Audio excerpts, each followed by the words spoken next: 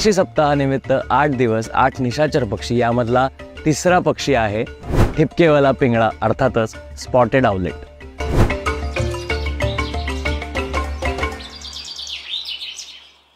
आकाराने मोठं असतं ते घुबड आणि आकाराने लहान जे असतं ते पिंगळा।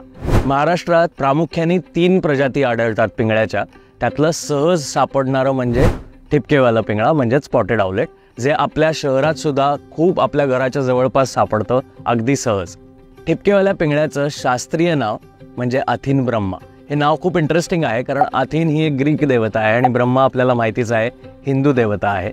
या दोघांचं मिश्रण म्हणजे अथिन ब्रह्मा।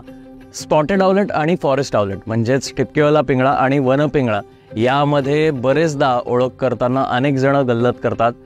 या दोघांच्या चेहरेपट्टीत फरक असतो। ठिपकेवाल्या पिंगळ्याची भुवई ही थोडीशी जाड असते, वन पिंगळ्याची भुवई थोडीशी बारीक असते।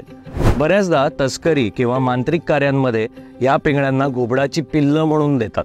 ग्रामीण भागात हा पिंगळा खूप सहजपणे सापडतो, त्यामुळे सायंकाळी त्याचे आवाज जर आपल्या कानी पडले तर ते अपशकुन आहे असंही मानलं जातं। हा सुद्धा एक मोठा गैरसमज आहे।